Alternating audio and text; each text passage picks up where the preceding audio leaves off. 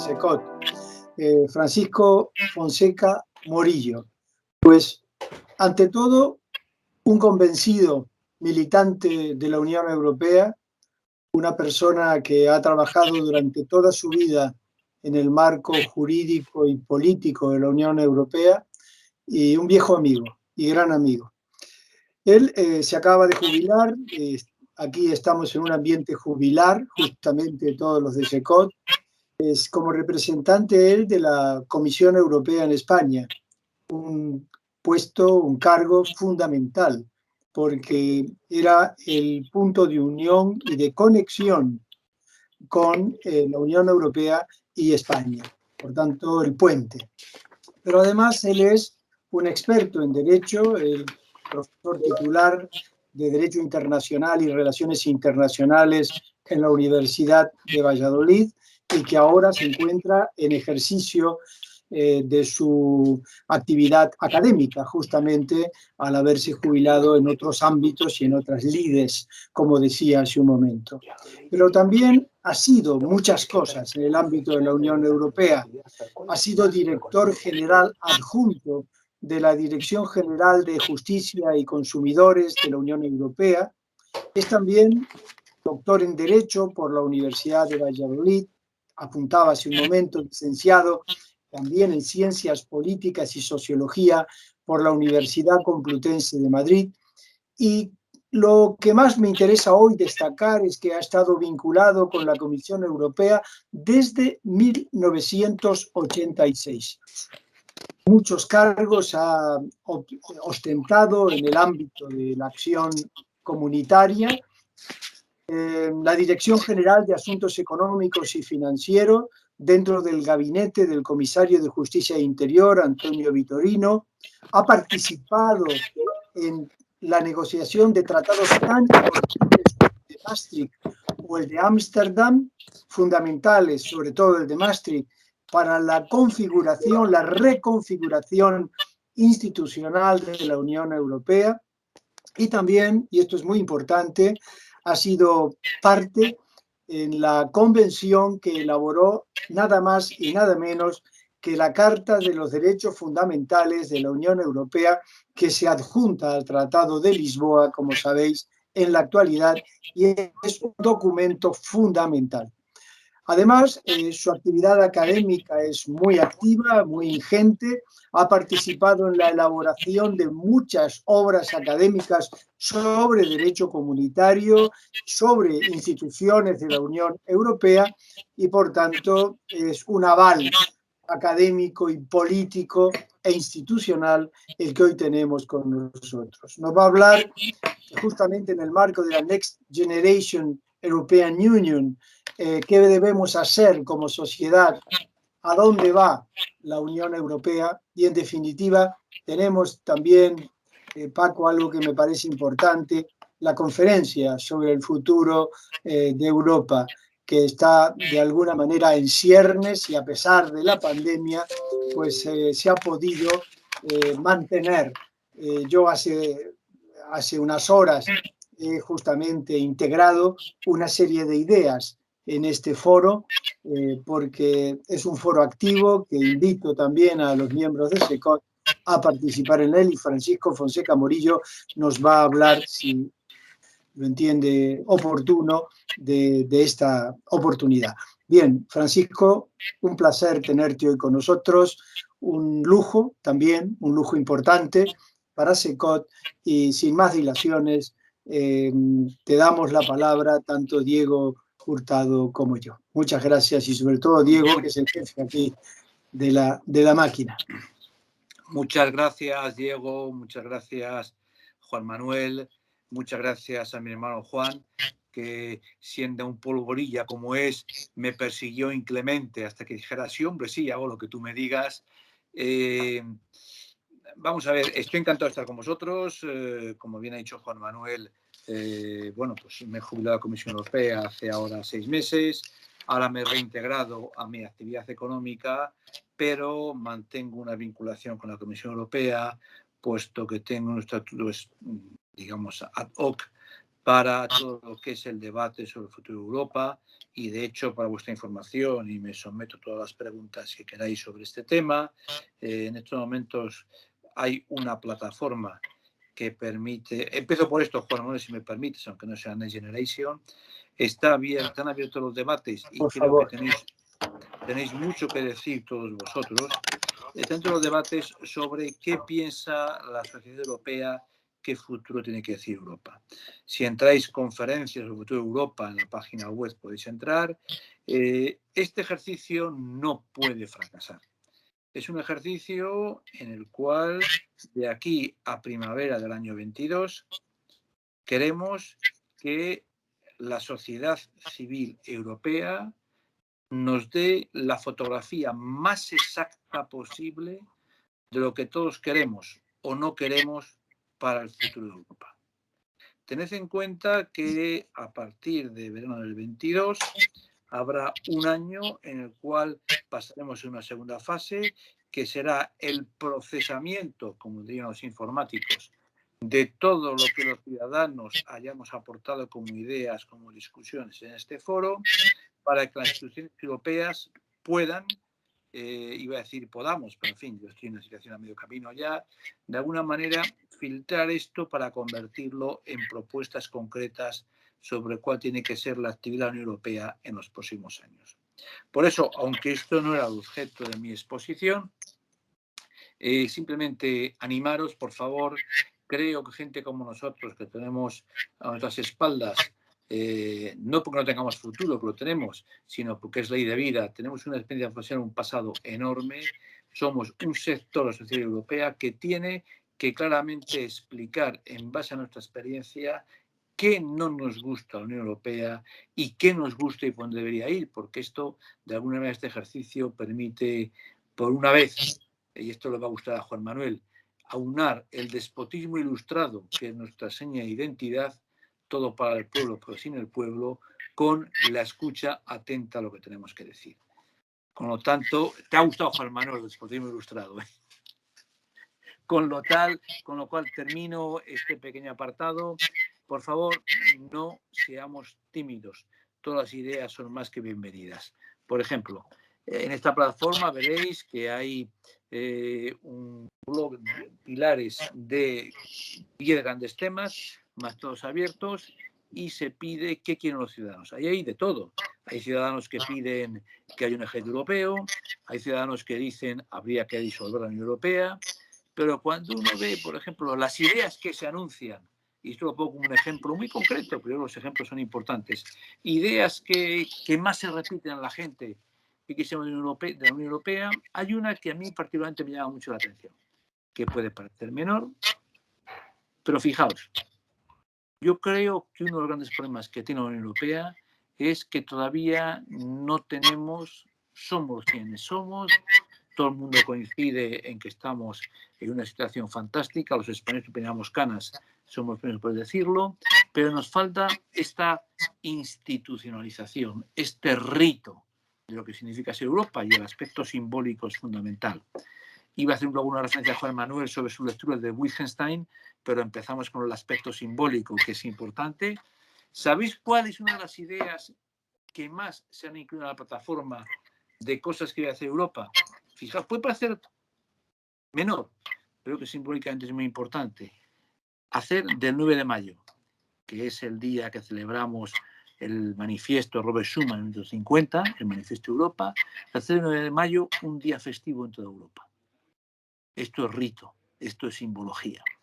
No tiene nada que ver con el ejército europeo, no tiene nada que ver con los grandes temas, pero es muy importante porque expresa un sentimiento de pertenencia.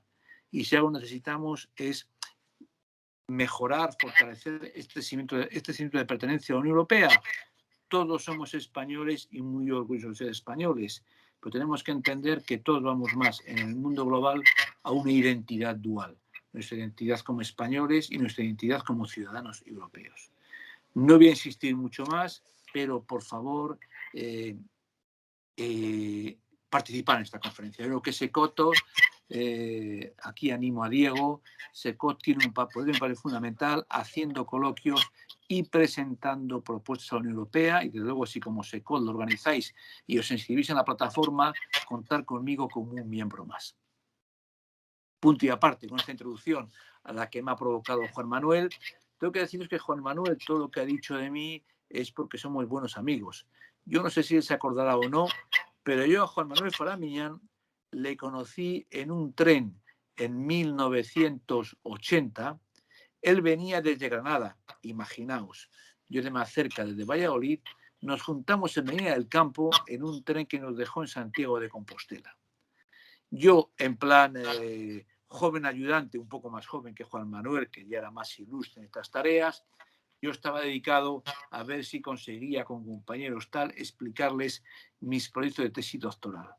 Mientras que Juan Manuel, con el mismo aire seráfico que tiene ahora, se paseaba en los vagones con el Tractatus Lógico-Filosófico de Wittgenstein. Yo dije, ¿y este de qué coño nos quiere impresionar? Pero es mucho más grave, es que lo había leído y le gustaba. Enhorabuena, Juan Manuel.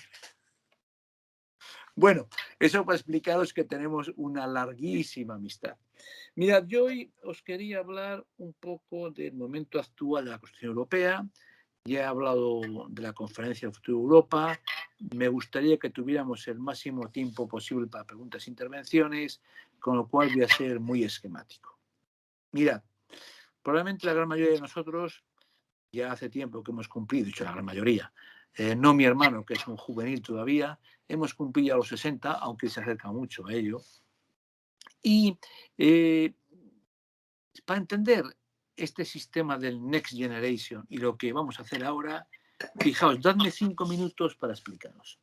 Yo creo que en Europa estamos entrando en la cuarta dimensión.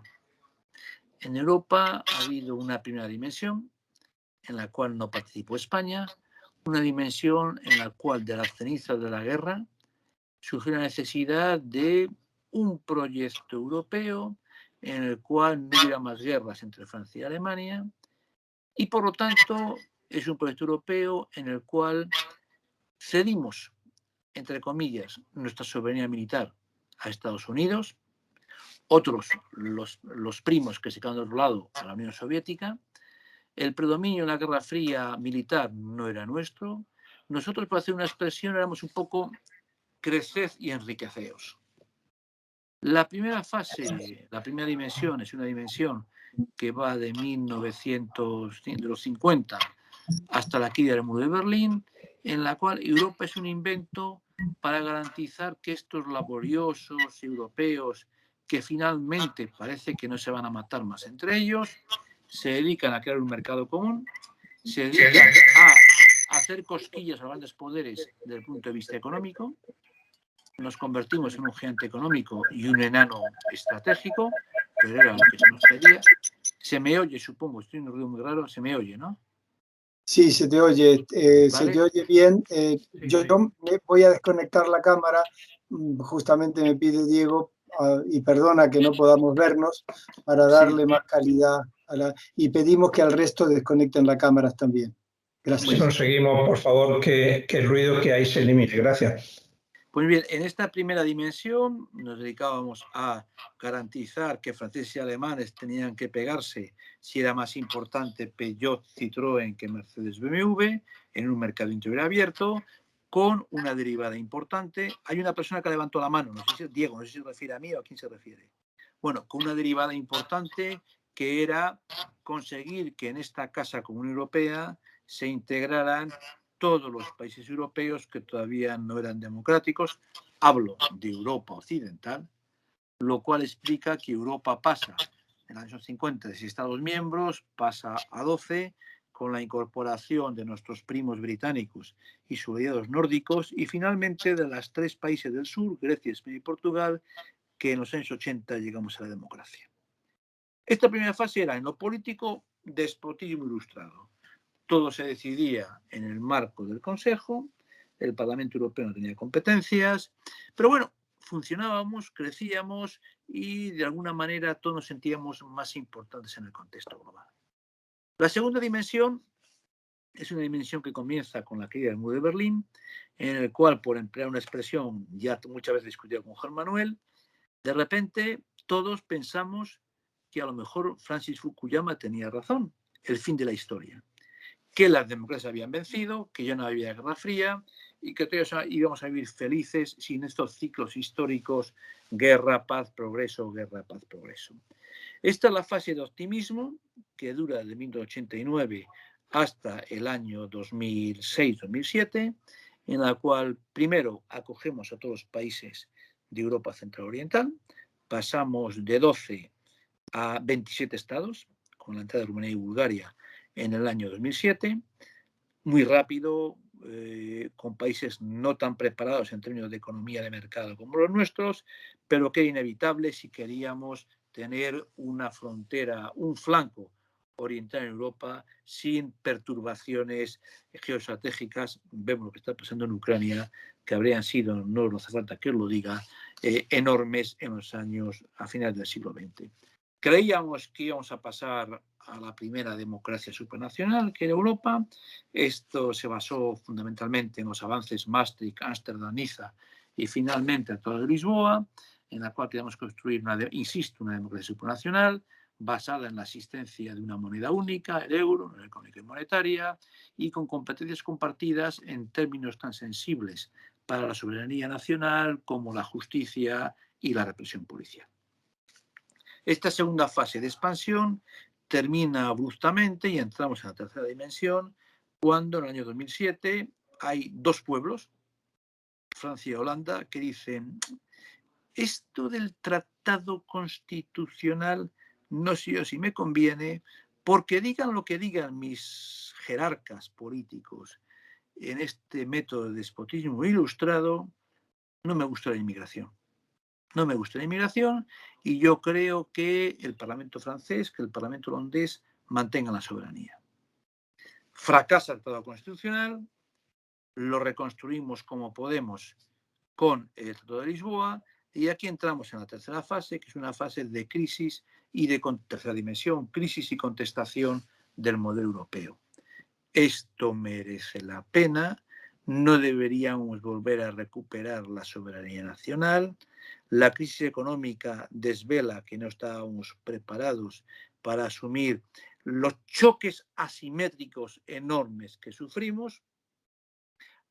Eppure si muove, tercera dimensión, como diría Galileo, eppure si mueve. A pesar de eso, sobrevivimos a la crisis económica.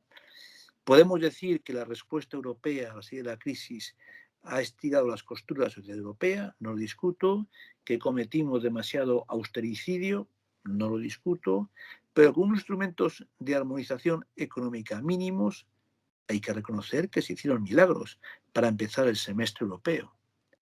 Queridos amigos, ¿qué es el semestre europeo? Que es muy importante para Next Generation.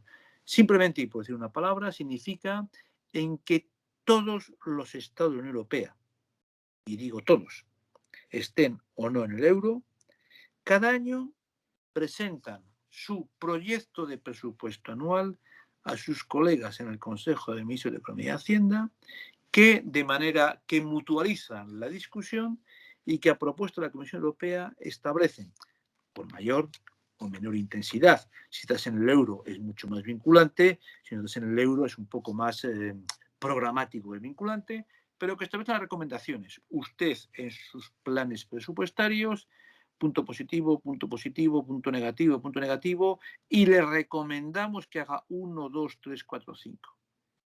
Estas recomendaciones que vinculan a los estados del euro a la hora de modificar sus previsiones presupuestarias se han hecho sin que tuviéramos una base jurídica. Se han hecho sobre la necesidad de la supervivencia. Esta tercera fase yo la resumiría diciendo, es una fase que ha acabado ahora con la pandemia, para lo que fuera. Europa puede desaparecer, no me lo puedo permitir. Reaccionemos y actuemos en modo de supervivencia. Eso ha funcionado mal que bien, pero ha funcionado con la serie crisis económica. Todos recordamos a Super Mario Draghi, con las 12 famosas palabras.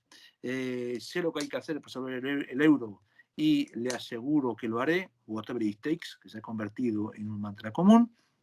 Salimos de ello, estábamos saliendo y de repente, cataplum, plum, plum, perdón la expresión, nos aparece en el año 2015 más de 1,5 millones de personas que aparecen en los medios más precarios que nos podemos imaginar en las costas griegas e italianas. Ahí decimos, ningún problema, tenemos un apoyo común de inmigración, lo vamos a resolver. Solución, fuimos incapaces de disciplinar a los Estados miembros. Fuimos incapaces. Y a pesar de eso, modo de supervivencia, ¿qué hicimos? Establecimos unos mecanismos barrocos, no, los siguientes rococós, para conseguir que Turquía guardara a 1,5 millones de migrantes en Turquía y que entre Jordania y Líbano guardaran otros 2 millones, mientras que nosotros lo dejamos a la buena voluntad de Angela Merkel y de los suecos y los demás nos pusimos un poco de perfil. Supervivencia, pero dejando unos girones muy importantes. Tercer elemento de esta tercera fase, el Brexit. Pues si nos faltara algo, de golpe y porrazo, los británicos se quieren ir. Y como todos pensábamos que era el cornetín, el banderín de enganche para que la gente se disociara, de repente los británicos se llevan la sorpresa de decir no, que yo me llame Merkel, que yo me llame Macron, que yo me llame Rajoy, hablo del año 16-17, el Brexit tiene una salida negociada y usted va a negociar un acuerdo sobre sus relaciones no con Francia, no con Alemania, no con España, sino todo detrás de la Comisión Europea, que negocia en nombre de todos. Y además, este acuerdo de retirada, le vamos a pedir 3 cosas muy simples. Una, que usted, si quiere mantener la situación en el Ulster, tiene que tener una frontera interior para que no me entren productos ingleses, y digo de la isla de Inglaterra, en el mercado interior, si no ponemos una frontera dura entre el Ulster e Irlanda. 2, usted garantiza que los 3 millones de ciudadanos europeos que viven al Reino Unido y yo, los 2 millones de británicos en Europa, mantenemos su estatuto. Y 3, usted paga la factura. Hay en torno a 40.000 millones de euros que usted tiene que seguir pagando como mínimo hasta el año 2023. Luego, si queréis, os diré por qué es el año 2023, pero en fin, es una regla presupuestaria en la cual no quisiera insistir mucho. Y sobre esa base hemos hecho un acuerdo que establece las relaciones futuras, la unión más estrecha posible entre nosotros y los británicos. Y justo el Brexit más la pandemia es el punto de inflexión para entrar en la cuarta fase, que es en la que estamos ahora. Esta cuarta fase era de decir, bueno, no me creo que seamos un simple mercado interior, que era el objetivo de la primera fase. He dejado de creer que vamos a ser una democracia supranacional en el sentido estricto del término, principio del siglo XXI, pero no más reaccionar parcheando ante las crisis que nos superan. Dime. No sé quién habla. Bueno, no más reaccionar parcheando a las crisis en las que estoy inmerso, que ha sido la tercera fase. Primer elemento, el Brexit. Todos a una para encontrar el mejor acuerdo posible. Segundo elemento, por paradójico que fuera, que nos llevó a la cuarta dimensión, la pandemia. La pandemia podría haber sido el final de la Unión Europea. De hecho, en marzo del año 20 asistimos a los estados jugando al escondite, nos escondíamos las mascarillas, los aparatos, etcétera, etcétera. Pensábamos que con cerrar fronteras valía. Esto duró del 1 al 15 de marzo de 2020. La segunda quincena del año 20 decidimos 2 cosas que nos plantean hacia dónde tiene que ir Europa. En primer lugar, Europa, no cada estado, Europa, porque no hace falta dimensión de escala, necesita salvar vidas y proteger el tejido económico. Ya en marzo del 2020 decidimos que los estados podían saltarse las reglas de déficit público. No sé si sabéis que con el marco temporal de ayudas de Estado llevamos año y medio permitiendo ayudas de Estado con, entre comillas, no compatibles con los tratados, que han llevado a que los déficits públicos sean galopantes. España está en el 120%, pero en fin, los Estados miembros, los Estados de los 27, entre marzo del 20 y ahora, han dado en torno a 2,25 billones de ayudas de Estado.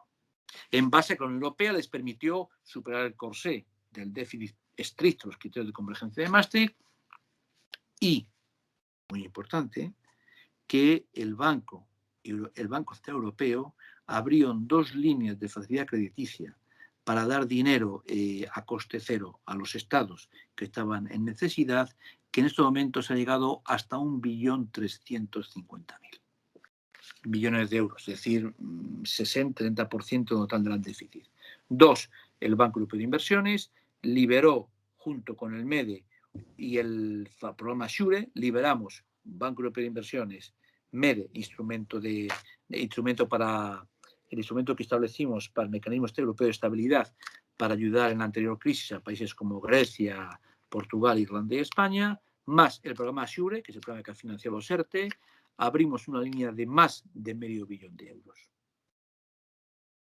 Tercer elemento, también a finales de marzo, decidimos que para acabar con el caos, las compras de mascarillas, material quirúrgico, etcétera, se iban a hacer mancomunadas por Europa. Esto es, la Comisión compraba y luego quien pagaba eran los estados en función de sus necesidades, pero hacíamos un mercado público para todos, y esto unido a que ya en abril del año 20 decidimos invertir hasta 250 millones de euros en financiar 17 grandes centros de investigación europeos para investigar las vacunas.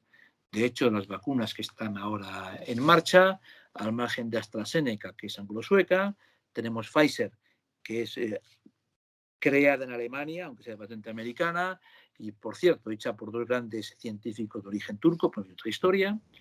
¿Qué digo con esto? Hemos dicho que desde abril del año 20 decidimos que Europa no iba a caer, que íbamos a crear la percepción y la realidad de que reaccionábamos conjuntamente para proteger a los ciudadanos, para proteger el tejido económico. Y de aquí surgió el Next Generation. El Next Generation, porque la memoria es muy olvidadiza, se basa en un papel hispano-italiano en abril del año 20, en el cual proponíamos 1,5 billones de euros de deuda europea para financiar la necesidad de la economía europea. Por cierto, el programa americano está en 1,8 billones, para que podáis calcular. A esto respondieron en abril del año 20 la pareja franco-alemana proponiendo $500 millones de euros. La pareja franco-alemana aceptando que Europa se endeude y que sea responsable de devolver a los inversores más de $500 millones de euros. Finales de abril del año 20, y en julio del 2020 decidimos que Europa iba a romper el tabú de que Europa no puede acudir a la emisión de deuda pública europea para financiarse, aceptando que el programa Next Generation fuera financiado con 750.000 millones de euros de deuda pública. Os lo voy a poner, y aquí tampoco quiero insistir mucho más, pero lo que hay que hacer, voy a poner en relación con algunas cifras impresionantes. Fijaos, cuando sea la pandemia, estábamos discutiendo nuestro marco financiero plurianual, es decir, el tope de gasto europeo del año 2021-2027, y este techo financiero presupuestario estaba en torno a 1 billón de euros. Esto en febrero del 20. 4 meses después, los estados se ponen de acuerdo en julio del 20 en que el tope de gasto, el techo de gasto europeo para 2021-2027 ascenderá a casi 2 billones de euros, 1.850.000 millones de euros a precios corrientes. En fin, la pueden tener sección económica, si no me preguntéis. Bien, es decir, que hemos prácticamente doblado lo que se puede hacer desde Europa para tener una hacienda pública más o menos federal a nivel europeo. De estos 1.824.000 millones de euros, fijaos, vamos a gastar en estos años en la rúbrica cohesión y valores, que incluye las políticas clásicas de cohesión, que incluyen el nuevo mecanismo de recuperación y resiliencia, que incluyen programas como el programa para tener una Unión Europea de la Salud o el famoso programa REACT para luchar contra la despoblación. Hemos llegado a más de 1 billón de euros. Si añadís que tenemos para garantizar la política agrícola común y para garantizar una ocupación justa del territorio en torno a 400.000 millones de euros más, hay que tener en cuenta que vamos a gastar en estos 7 años 1.350.000, 1.004.000 millones de euros para garantizar 3 cosas. Y aquí ya entro en la parte última de mi exposición, lo que tenemos que hacer. Para garantizar, uno, que Europa va a tener las inversiones necesarias en plan economía de escala para garantizar que nos convertimos en la primera economía descarbonizada a nivel global. Y aquí nos queremos gastar como mínimo el 35-40% del total de estas cifras. En segundo lugar, vamos a garantizar que Europa es un actor global en la revolución digital y que pasamos de la economía analógica y la sociedad analógica a la sociedad digital. En tercer y último lugar, que no podemos dejar, esa es la diferencia entre Europa y Estados Unidos, que no podemos dejar a nadie atrás. El Tratado de Roma ya en 1952 lo decía muy claro, somos una economía social de mercado y hay una impulsión muy importante. España se va a llevar solamente en esto 11.000 millones de euros para luchar contra la despoblación y hacer frente al reto demográfico. Pues bien,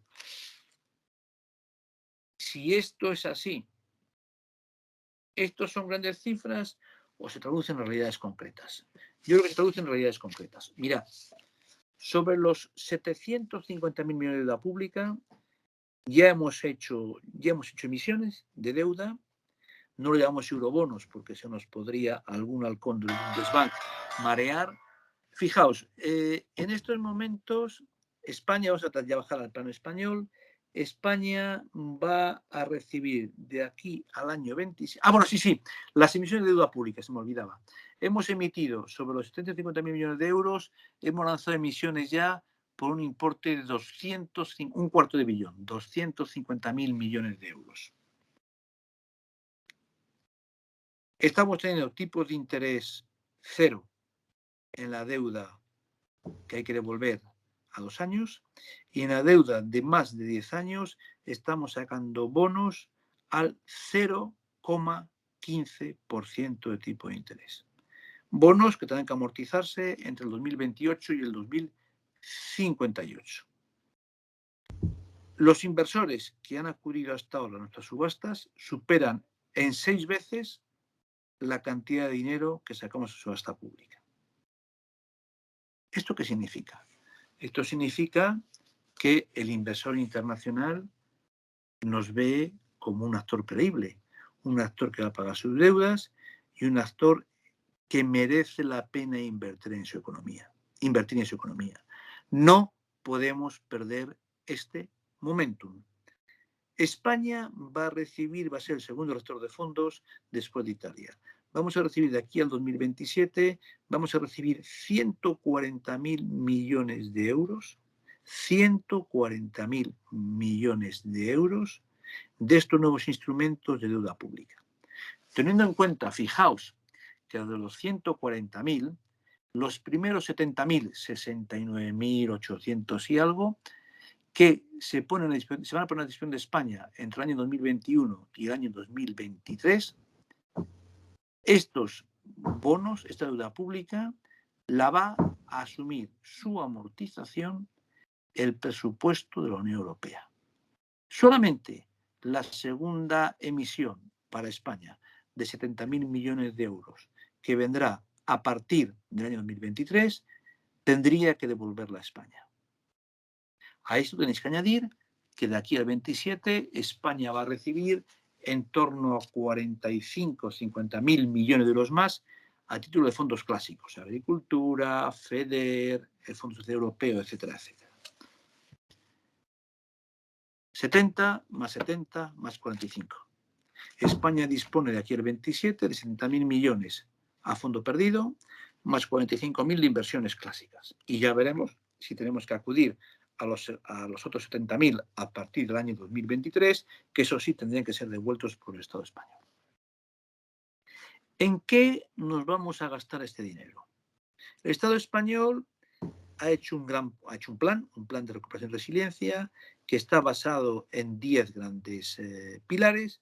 Los grandes pilares hay 30, llaman los PERTES, Programas Estratégicos de Renovación y de Recuperación, que se dividen fundamentalmente en 4 áreas. Se dividen la transición ecológica. Para que hagáis una idea, os voy a decir elementos muy concretos. España ha programado recibir de fondos europeos, gastar como inversiones solamente en movilidad sostenible, es decir, electrificación de coches, tener puntos de recarga, de aquí al 23 hasta 6.500 millones de euros con fondos europeos a fondo perdido. Va a haber 6.800 millones de euros para rehabilitación de viviendas para que sean eficientes energéticamente. En fin, no voy a entrar mucho más.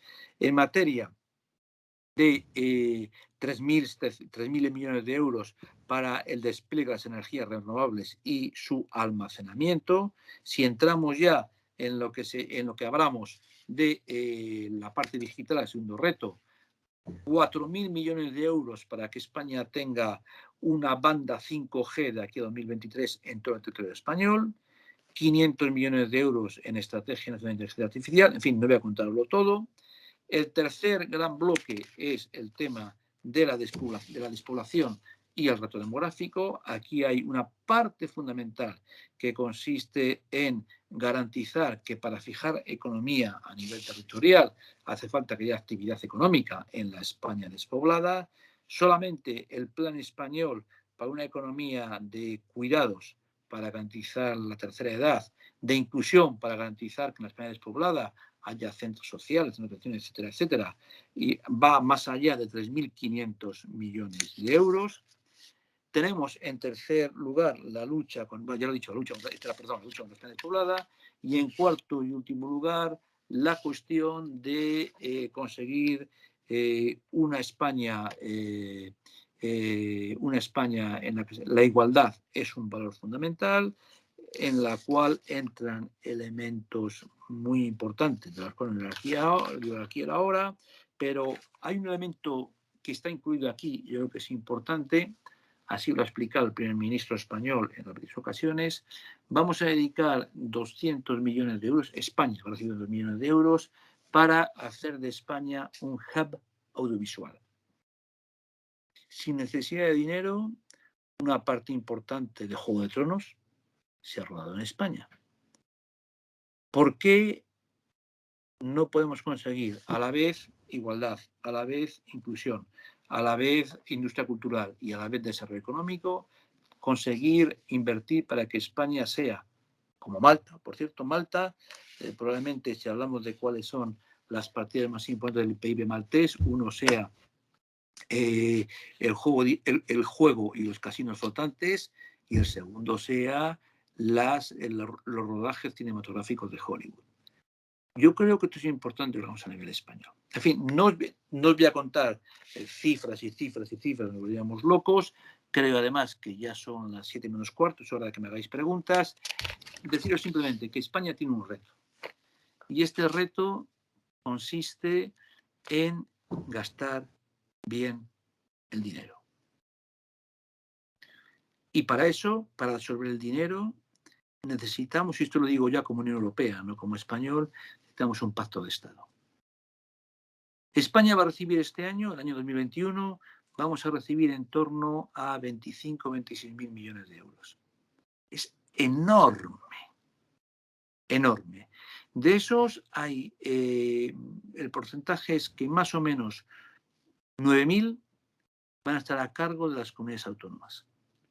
Y los otros 15 o 16 son grandes proyectos del cual se van a beneficiar naturalmente las empresas del IBEX 35. Es decir, si queremos tener que España tenga el mayor parque de energía solar eólica europea, pues eso hay que confiar en nuestras grandes multinacionales.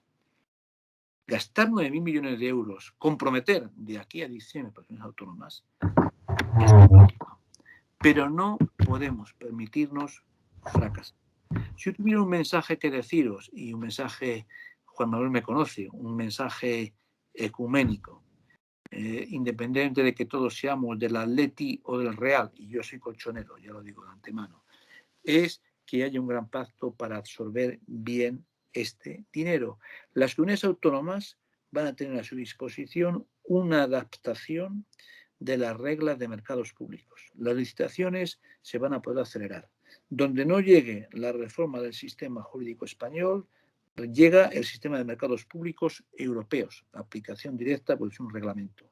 Pero por favor, no nos enredemos en yo quisiera, pero no puedo. Os pongo un ejemplo, me voy a meter en un jardín, pero creo que es importante. Valladolid, alcalde socialista, Junta de Castilla y León, gran debate. Puesto que Valladolid se ha convertido en un centro nodal importante del sistema de alta velocidad española, convendría soterrar las vías del tren. Alcaldía, no, ese proyecto no es prioritario, hay otros proyectos mucho más importantes de transición ecológica y digital en los cuales podemos utilizar el dinero. PP en la oposición en Valladolid y en el gobierno en la Junta. El alcalde nos miente porque se puede dedicar el dinero a soterrar el tren. Al final, ¿qué ocurre? Que a este humilde servidor le van tantos los unos, como diría Unamuno, los unos y los otros con H los dos, le van a preguntar. Mi respuesta, hombre, claro que se pueden utilizar los fondos europeos para soterrar un tren. La cuestión no es que se puedan soterrar las vías de un tren. La cuestión es si hay que soterrar las vías de este tren o si hay que utilizarlo en otro. Por favor, no se peleen ustedes si se puede hacer o no, que no es relevante. Pónganse de acuerdo en cómo utilizar mejor el dinero para el beneficio de la ciudad. Esto probablemente es una misión imposible, pero es lo que yo creo que todos, como sociedad civil, deberíamos exigir de nuestros gobernantes. Me quedan para hablar 3 horas más, pero yo creo, Diego y Juan Manuel, que salvo que digáis que continúe, me podría parar aquí una simple coda para terminar. Miren ustedes, Europa no tenemos materias primas. Europa somos una sociedad envejecida. Yo siempre utilizo mucho una expresión que se la oí, para que vean ustedes lo ecuménico que soy, a un antiguo ministro del gobierno de Mariano Rajoy, que decía, cuyo nombre no diré, que decía siempre, lo que distingue a los europeos es lo que decía Hercule Poirot, el detective de Agatha Christie, es la concentración de células grises por centímetro cúbico del cerebro. Eso es nuestra mejor arma y tenemos que utilizarla porque Europa está en un declive demográfico enorme. Europa necesitará en los próximos 30 años 50 millones de migración neta de mano de obra, porque no tenemos para cubrirlo.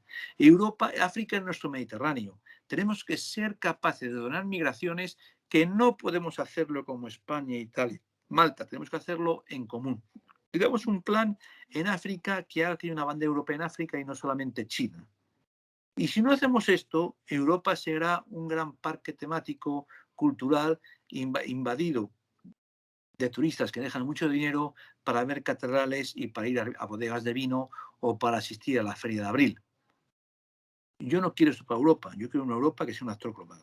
Solamente podemos ser actor global si tenemos claro que en materia de economía de escala tenemos que asumir nuestro papel, esto ya es nuestra área, Juan Manuel, nuestro papel como actor global a nivel internacional, que se traduce en un papel autónomo en la gestión de migraciones, una decisión interna sobre nuestra autonomía estratégica en materia de política industrial y convencer a Estados Unidos que estamos dispuestos a poner nuestra parte en la política de seguridad internacional. Y aquí acabo con esto. Un ejemplo. Cuando más pronto que tarde el presidente Assad llega a un acuerdo de mínimos con la oposición en Siria y se acaben los tiros, entre comillas, hay 2 opciones. Que las fuerzas de peacekeeping, de interposición, las ponga Turquía o Rusia o que las pongamos Europa. ¿A dónde van los inmigrantes? ¿A Turquía, Rusia o Europa? Ya sé que tiene un coste en vidas, un coste financiero. ¿Qué queremos como sociedad? Yo me siento orgulloso de ser español, pero creo que el futuro de mis hijos consiste en que Europa sea más fuerte y más integrada. cada uno tendrá su opinión naturalmente. Y aquí me paro porque me puedo enrollar hasta la noche. Muchísimas gracias a Francisco, porque una excelente exposición que parte de la conferencia para el futuro de Europa, entra en las 4 dimensiones del proceso institucional y político de la Unión Europea para centrarse en la última con el Brexit y la pandemia y determinar de una manera exhaustiva, y te agradezco muchísimo, todos los elementos económicos que se han movido y se moverán a través de este nuevo modelo de apoyo que ha generado la supervivencia, como tú muy bien decías, de la Unión Europea, y los que militamos por esta unión, pues estamos muy satisfechos. Para terminar, en un punto muy concreto, con un ejemplo de Valladolid, dando eso que Ulrich Beck llamaba la globalización, pensar globalmente pero actuar localmente. Una excelente exposición, muy bien definida, muy bien estructurada. Y ahora, si te parece, Francisco, que los ponentes, los asistentes vayan o levantando la mano, que ya veo una mano levantada, pero al hacer tantos no veo de quién es. Lo que voy a mirar es en el chat, a ver si en el chat alguien pide. El que pide la mano, por favor, el que ha levantado la mano, como somos tantos, hay más de 50 asistentes, que me ponga en el chat quién es, o que simplemente tome la voz. Bien, yo no sé si he sido uno de los que ha levantado la mano. Francisco, Vale. Enhorabuena y felicidades por tu magnífica lección, porque para mí constituye una lección extraordinaria. Y tengo ya unos cuantos años y de verdad que recuerdo pocas como la tuya, de verdad. Quería preguntarte una cosa al hilo porque hace unos días salió unas palabras del Papa, precisamente hablando de que Europa tenía que apostar más por Europa como comunidad y no pensar tanto en los temas económicos y hacer una agencia europea de económica. ¿Qué opinas sobre esto o qué puedes decir al respecto? Mira, te contesto, como esto también para otra conferencia, te contesto con una expresión de mi admirado Jacques Delors, que del cual tuvo una está en su gabinete, que decía simplemente, dice, la gente no se enamora del mercado interior.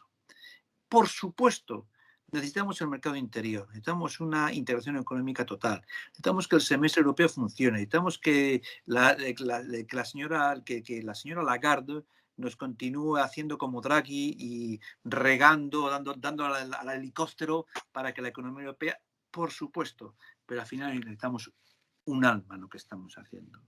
Y ese alma consiste en decir, oiga, mire usted, Europa es una conjunción de valores y de intereses, pero no puede ser solamente de intereses.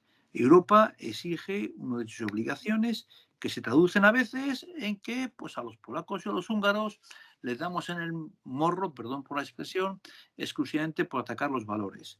Pero también se traduce en la manera como afrontamos la inmigración, se traduce en la manera como los europeos en su conjunto decimos a España, oiga, yo no tengo ningún problema con la independencia de la justicia en España, pero oiga, ya está bien.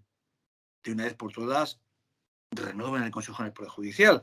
Te he puesto el ejemplo de Polonia, el ejemplo de Hungría, el ejemplo de España, pero no solamente eso. Como el Tribunal Constitucional alemán nos dice, yo no tengo claro que nos podamos endeudar, luego exijo al Parlamento Europeo, al Parlamento alemán, que no ratifique el de recursos propios. Y el Tribunal de Justicia Europea le da un revolcón al Tribunal Constitucional alemán. Necesitamos ese alma. Y de ahí, y creo que es lo que quería decir Juan Manuel al principio, necesitamos que todos consideremos que la Conferencia de Futuro de Europa es nuestra conferencia, es la ocasión de hacer oír nuestra voz. Decía esa expresión del Papa. Yo me quedo siempre en una expresión que es muy similar, pero me vais a entender todos. En el año 2016, el Papa Francisco dio una entrevista en exclusiva a los 4 o 5 grandes medios de comunicación europeos. Estaba en el Frankfurter Allgemeine, estaba Correo de la Sera, estaba Liberación, estaba el Financial Times, estaba El País. Y era sobre el tema de la inmigración. Y era la pregunta, ¿qué es lo más importante que tiene que hacer Europa ante el reto migratorio? Y esto va en el tema del alma. El Papa Francisco dijo, mire usted, lo más importante en política de migración en Europa, donde nos jugamos el futuro, es 1, la integración. 2, la integración. 3, la integración. Porque si no, tendríamos la guetización.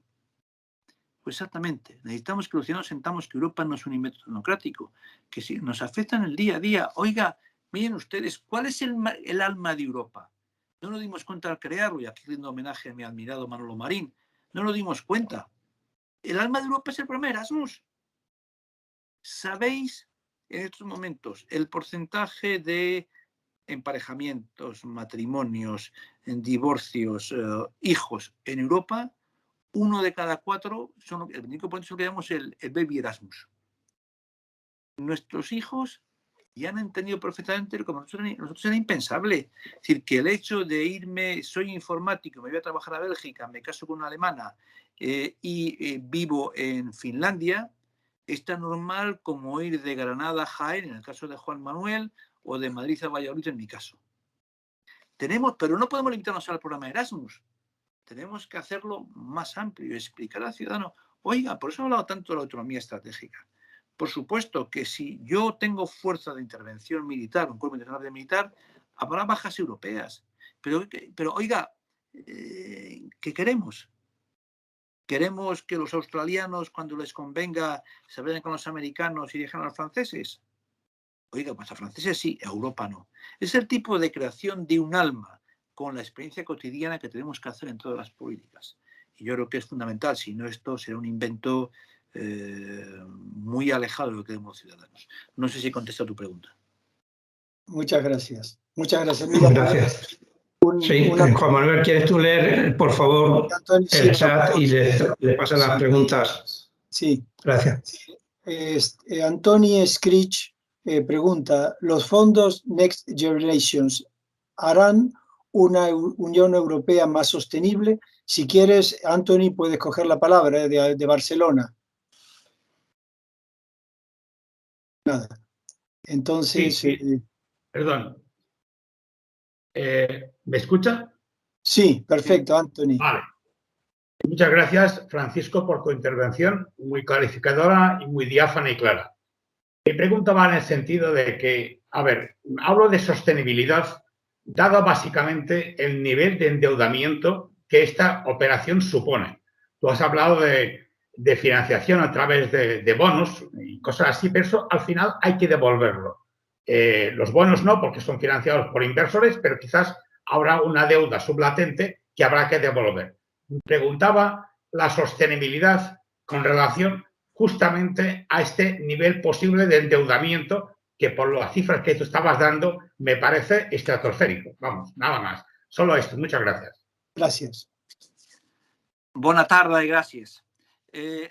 Antoni, vamos a ver, la deuda no es estratosférica. Primero porque si tú eres un inversor, inviertes en Europa. 1, porque piensas que te lo van a devolver. 2, porque el euro tiene la tal estabilidad que tú no te pagan intereses, pero tú recuperas tu inversión al cabo de 5, 6, 10 años. 3, porque es deuda europea. España tiene 120% en estos momentos de déficit público. ¿Cuánto tiene Alemania? 57%.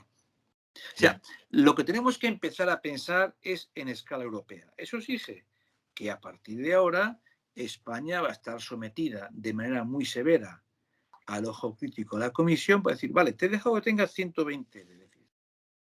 Te he dejado que des subvenciones. Te voy a seguir dejando, pero a partir de ahora, en el marco del semestre europeo, tienes que hacer 1, 2, 3, 4, y tienes que demostrarme que de aquí al 2028 la deuda va a ser sostenible. Que no será del 60%, como decía el estudio de Maastricht, pero que va a pasar del 190 al 90, 95, que va a ser inferior a 100. Y lo hacemos de manera mancomunada entre todos los europeos, para todos igual. Por tanto, no creo que sea estratosférica. De hecho, Estados Unidos, como bien sabes tú, o yo lo que sabes, es la deuda pública es más estratosférica que la nuestra. Pero tienen el dólar. Coño, perdón, a ver si nos creemos que tenemos el euro y lo utilizamos como tal. La palabra mágica es economía de escala. Sí, señor. Gracias. Muy amable. Muy bien. También tenemos otra pregunta de Moreno, si quiere que tome la palabra. ¿Qué instrumentos tiene Europa para garantizar un uso racional de los fondos europeos por parte de nuestro gobierno, ya que este es un reto fundamental para España. Mirad, Francisco, soy Fernando Abad. Buenas tardes, sí, muchísimas buenas tardes. gracias. Soy de La Coruña y tengo a tu hermano Juan aquí en nuestra delegación y ya nos había comentado pues las bondades de su hermano Francisco, que algún día nos contaría su experiencia. La verdad ha sido muy interesante, ¿no? Mire, yo esto me va a costar 2 cervezas, ¿eh? He hecho esta pregunta porque realmente has coincidido tú muy bien que uno de los retos fundamentales es, ya que van a venir los fondos, invertirlos bien, ¿no? Has puesto un ejemplo muy bueno, el de Valladolid. Yo te podría dar otro ejemplo que hay aquí, con dinero que la Fundación de Amancio Ortega pone a disposición de Orense, y hay un Cristo porque los políticos no se ponen de acuerdo exactamente en el emplazamiento de una... bueno, de la renovación de una, es como una especie de sociedad, un centro geriátrico que se quiere montar y no se ponen de acuerdo, ¿no? Entonces, y se va a demorar la inversión. Claro, es decir, hay tantos ejemplos en nuestro país de uso ineficiente o no ponerse de acuerdo. Entonces, me parece que es, como tú bien dices, es un reto, ¿no? Y aquí no sé realmente cómo la sociedad civil podemos trasladar la importancia de ese reto, pero desde luego yo creo que la cuestión es, ¿Europa puede ayudar un poco a garantizar que haya un uso racional de esto como garantía de destino de los fondos?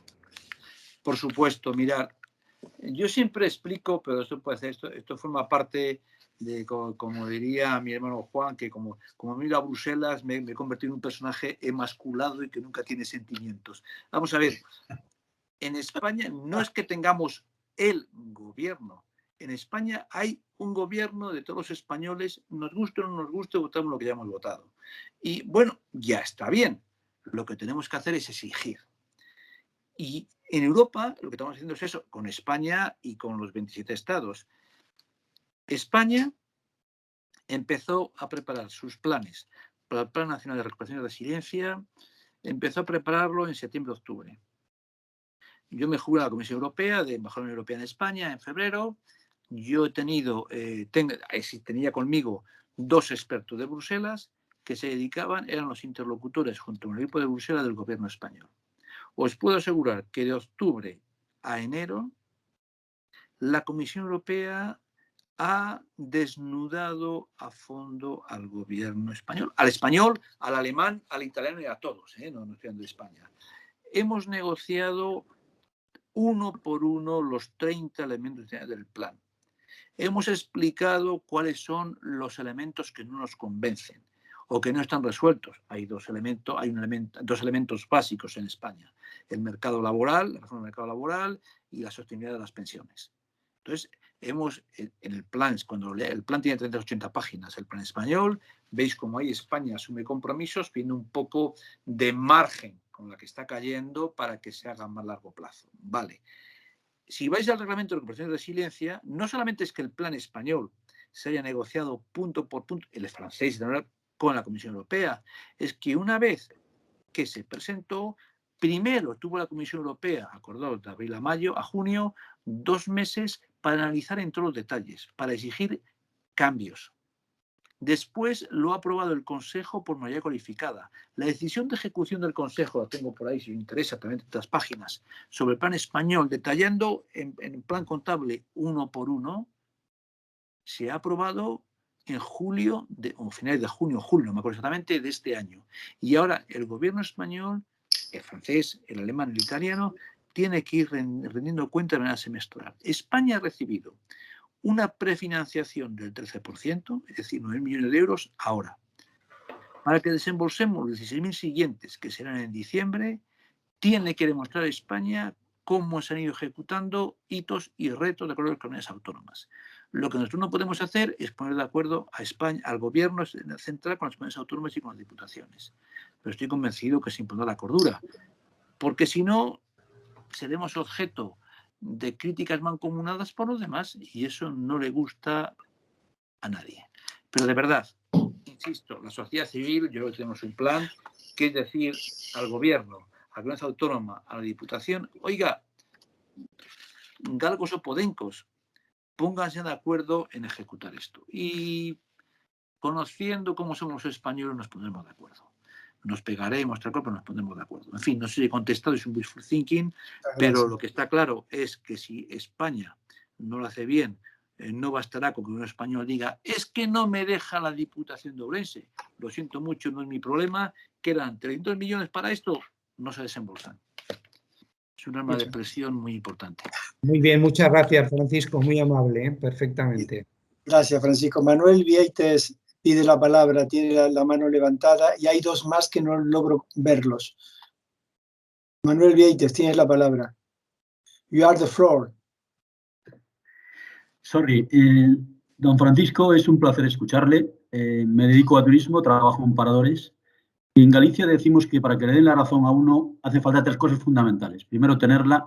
Segundo, saber exponerla. Y tercero, que se la den. Usted ha tenido hoy todo ese cúmulo de situaciones. Menos la última, menos la última. La no, tercera es la por vea.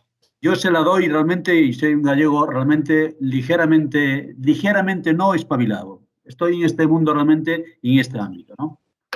Efectivamente, la pregunta que han hecho mis compañeros está fundamentada sobre el lobby de presión que debe de establecer la sociedad civil para que realmente los políticos se pongan de acuerdo, ¿no? Y no tengamos reinos de taifas y traslademos a la Comunidad Económica Europea un pacto de Estado que efectivamente vaya en el camino que usted apunta, ¿no?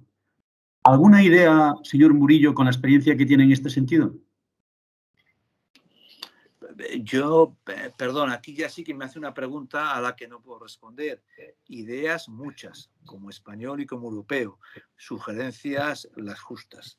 Yo creo que lo mejor que podemos hacer los responsables europeos es decir, señores, esto es lo que hay y tienen ustedes palabra mágica. Una cosa que es en el núcleo del ADN europeo. Obligación de resultado. Lo que nunca vamos a entrar es explicar cómo tiene que hacerse. Eso más bien son ustedes, o somos todos como sociedad. No sé si me explico. Perfectamente. Ahora, yo le aplicaría la cuenta de resultados para que efectivamente tuviéramos claro esta situación. Exactamente. Muchas gracias. Magnífico. Hay 2 preguntas más, pero no logro visualizarlas. Que tomen la palabra. Sí, Fernando Alex. Hola, buenas tardes. Francisco, enhorabuena por tu exposición. Ha sido magistral y estamos encantados todos.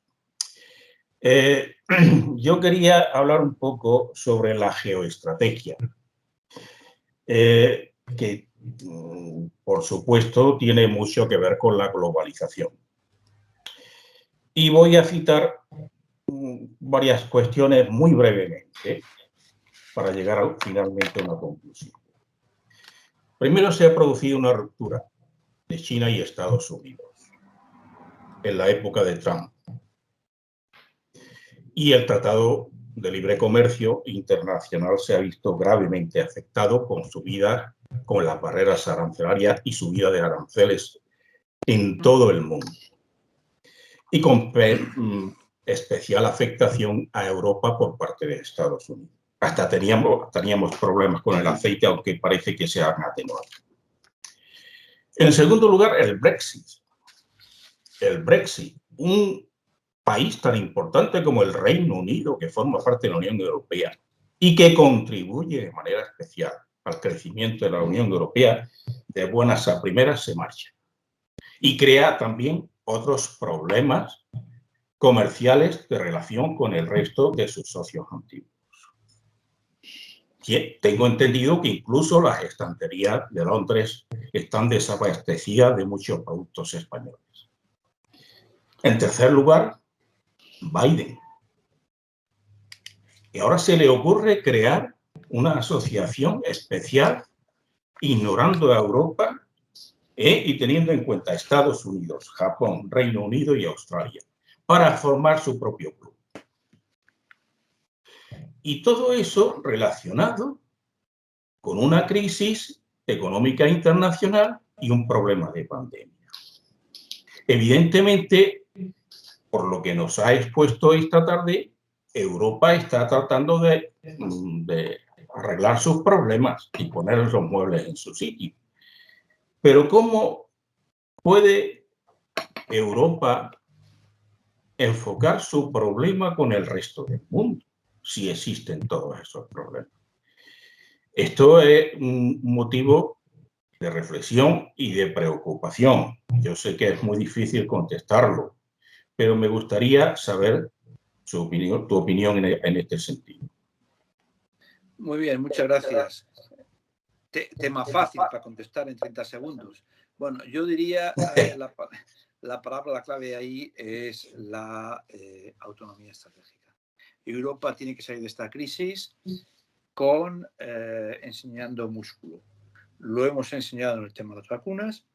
Todo el mundo pensábamos que esto era un desastre y al final, en una negociación que a muchos de ustedes no hace falta que les explique, por lo haber visto en su vida profesional, las farmacéuticas nos tomaban como una especie de chicos sin verlo, nos tomaban el pelo y al final han tenido que entrar por el aro.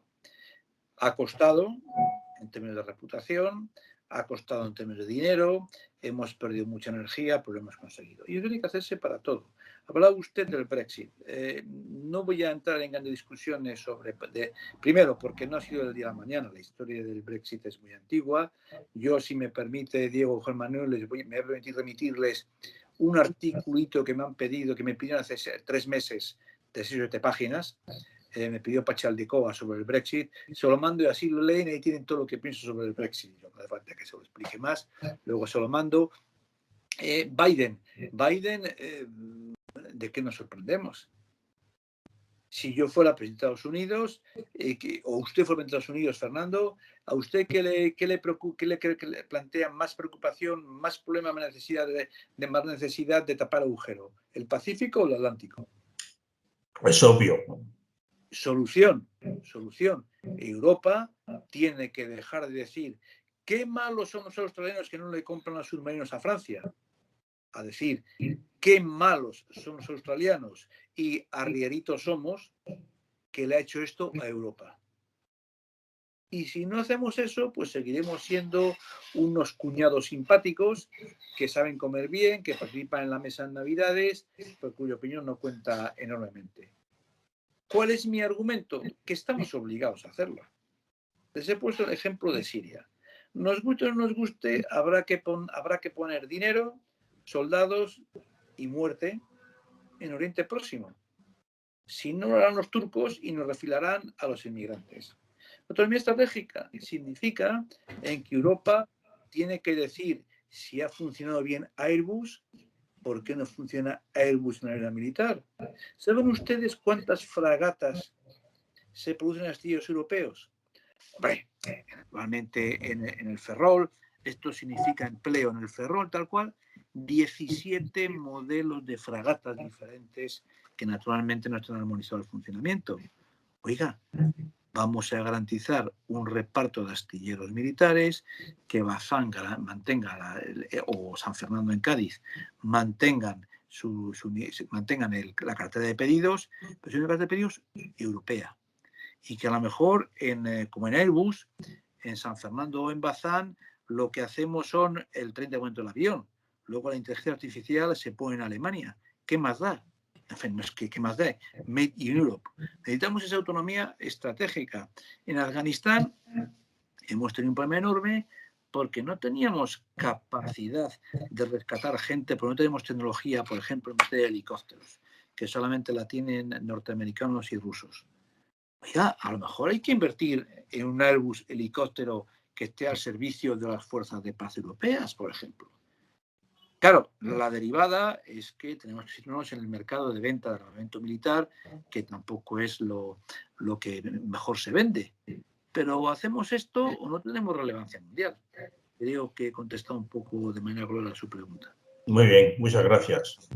Ricardo Moreno levantó, quería intervenir. Ricardo, cuando quieras, por favor. Hola, buenas tardes. Bueno, en primer lugar, Francisco, enhorabuena, una presentación genial. Ya clara, sobre todo clarificadora de lo que nos viene, ¿no? Ha habido algo que ha comentado, que ha sido que para poder acometer mejor el reparto de estas ayudas que pueden llegar y desde luego no tener que renunciar como ha venido ocurriendo hasta ahora, bueno, no renunciar, sino no poder disponer de ellas como hemos tenido que hacer durante más de unos años ya, con las ayudas que nos venían de Europa, ha dicho claro que era absolutamente necesario un pacto de Estado. Inmediatamente después ha comentado el caso que está ocurriendo en Valladolid con el soterramiento de un tren. ¿Usted cree? Es un ejemplo, tampoco lo utilicemos especialmente. No, pero viendo lo que se ve con el Poder Judicial, ¿usted cree que la clase política española va a ser capaz de llegar a un acuerdo para hacer un pacto de Estado en algo tan vital para nosotros y para la Unión Europea como es el reparto de estas ayudas? Como diríamos en Bruselas, I am only a civil servant. Vamos a ver. Que sí, yo creo que en España tenemos un problema, y tal vez sea mi dimensión europea, demasiado cainita. Es decir, los españoles tenemos una reputación extraordinaria en Bruselas. Somos lo que somos, pero bueno, yo no caería en un pesimismo en plan secular como el que será habitual. Mire usted, el Consejo General Judicial, yo no sé lo que pasará, pero, en fin, hace un año, cuando, no voy a hacer comparaciones, hace un año, cuando se hubo una proposición no de ley del Partido Socialista y de Podemos para cambiar el sistema de elección a mayoría absoluta, es decir, la mitad más uno, en el Congreso y no los 3/5, se anuncia, y antes de que llegue al Congreso sale el portavoz de Justicia. El portavoz es un funcionario, es el portavoz, no es un político, de la Comisión Europea, y dice: oiga, esto es contrario a todo lo que pensamos, esto no sé cómo lo vamos a poder avalar, esto habrá que explicarlo muy bien. Esto fue un miércoles. El viernes estaban en el despacho del Comisario Europeo de Justicia 2 ministros españoles diciendo: hombre, que no es así, que no es así. Si esto fue así en octubre del año 20, lo que ha pasado ayer de decir: mira, a mí me da igual si antes el huevo o la gallina. Lo que es evidente es que yo lo que les exijo a ustedes es, uno, que renueven el Consejo Penal Judicial, y dos, que modifiquen el sistema de elección. Pónganse de acuerdo cómo hacerlo. Y en esos momentos, lo que hemos dicho de Europa, por eso mi broma, I am a civil servant, es: oiga, que usted se pone de acuerdo, firmado con sangre, que en cuanto nos vemos el Congreso vamos a adoptar este cambio de ley, que usted decide hacerlo simultáneo, ustedes pónganse de acuerdo, ustedes verán. Pero yo creo que esa indicación que viene de Bruselas, que forma parte de la disciplina colectiva, y se sorprenderían de cómo este ejemplo con el Consejo Judicial lo podríamos traducir en 50 otros países. Miren ustedes, hace 3 años o 4, en Malta mataron a una periodista de investigación. El gobierno decidió más o menos ponerse de perfil. De entonces para acá ha caído el primer ministro maltés. De entonces para acá la Fiscalía maltesa ha reabierto las investigaciones. Entonces para acá el Parlamento maltés ha abierto una especie de homenaje público a la periodista. ¿Se podría haber hecho sin presión europea? Pues peor. En fin, yo creo que la racionalidad se impondrá. Pero en fin, esto forma parte de mi emasculación europea frente a la testosterona española. Diego, ¿alguna pregunta más? Diego, yo no veo ninguna. De momento no, pero vamos, que si alguien que pueda abrir el micrófono y hablar, pero yo no veo ninguna. Yo sí me gustaría... os he formulado una pregunta. Están pidiendo, ¿Sí? la palabra. Adelante, Concha. Hola. Concha. Teniendo en cuenta que hablamos de igualdad, bueno, por la igualdad que acabe en el final, ¿no? Muy bien. La única mujer, mucha igualdad que vais a invertir, pero no nos invitáis. Bueno, buenas tardes. Muchísimas gracias por esa exposición, absolutamente fascinante. No hay manera de definirla. Me recordaba unas memorias que leí este verano de Jorge Dezcayar, que supongo que lo conocerá usted con su experiencia en la Comunidad Europea. Bueno, mi pregunta es, que también soy una civil servant. El Tratado de Maastricht es muy concreta, no voy a divagar. El Tratado de Maastricht representó una entrega hacia Europa de todo el sistema bancario y toda la política monetaria. Es decir, una cesión de autonomía, de incluso soberanía, bastante importante, de soberanía que pasó muy, muy desapercibida para los españoles. O sea, la gente sigue sin enterarse que en la banca no manda el Banco de España. Bueno, entonces mi pregunta es, usted ha apuntado ligeramente el tema de la futura Hacienda Europea. ¿La futura Hacienda Europea seguirá el modelo Maastricht o qué modelo va a seguir? Menos mal que es una pregunta corta y concreta. Bueno. Concha, soy miembro activo de una plataforma que se llama ¿Dónde están ellas? Con lo cual, cuando estoy en un panel, si no hay mujeres, digo que yo no puedo participar y hago la pregunta ¿dónde están ellas? Con lo cual tiene usted aquí un convencido en materia de igualdad. Otra cosa es que no se las invite o que no participe. Pero, en fin, eso, que responda, que toree ese toro, que lo toree Diego, no yo. Pero bueno, vamos a ver, Concha, sobre su pregunta. Da igual, llevo muchos años en Secot, ya sé cómo funcionan, ¿eh? ¿Dónde va la Hacienda Europea? Pues mire, hay una cuestión que los expertos en Hacienda lo explican claramente. Estados Unidos es el país de la desregulación, es el país en el cual el Estado es lo más pequeño posible. ¿Sabe usted lo que significa el presupuesto federal americano? En términos de PIB es el 15%. Nosotros, del PIB americano, en un país como Estados Unidos. Nosotros estamos en ahora 1,8% del PIB. No me preocupa en exceso, porque no es un presupuesto federal. Se añade a los presupuestos nacionales. Pero es evidente que si no tenemos unos programas conjuntos de inversión, vengan del presupuesto europeo, vengan de los presupuestos nacionales, complementarios, que no hagan doble empleo y que no lleguen al 7-8% del PIB, no podremos ejercer ninguna función de redistribución fiscal. Ejemplo, política agrícola. Claro que tenemos una fuente de distribución fiscal en política agrícola, simplemente porque hemos dado a la Unión Europea las competencias para financiar la renta de los agricultores activos. Claro, estos son, lo he dicho anteriormente, 300.000 millones de euros repartidos en 7 años. Pero si hablamos de crear una industria europea de defensa, por ejemplo, una industria europea que con el Made in Europe venda la tecnología europea en materia de energías alternativas, estamos hablando de mucho más. Que no todo tiene que ser del presupuesto europeo, pero habrá que conmigo coordinar las intervenciones nacionales y europeas que permitan llegar a porcentajes de PIB mucho más importante, 1,8%, para garantizar una financiación pública de acuerdo con las reglas de la OMC, en fin. Ya hemos visto que con el Airbus y frente a Boeing, al final ha pasado lo que ha pasado, que nos hemos mutuamente y hemos dicho, bueno, vamos a llevarnos bien, pero claro, o hacemos esto o no tendremos una real capacidad de intervención. Espero haber respondido. Gracias. Más me gustaría hablar, pero no es tiempo. Muchísimas gracias. Ha sido una tarde muy buena, de verdad. Muchas gracias, Concha. Francisco, si te parece, ya llevamos 1 hora y media explotando tus conocimientos y tu sabiduría. Yo simplemente quería decirte que en el chat, que no habrás tenido tiempo de verlo, hay muchísimas felicitaciones, tu exposición ha sido excelente.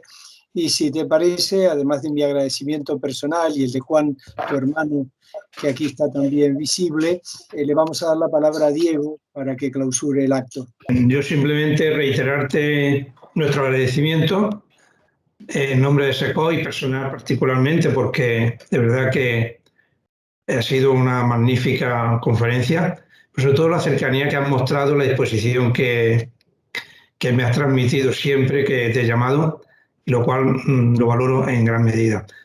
Y nada más, simplemente decirte, Francisco, que esta es la primera, pero por supuesto no la última, ¿eh?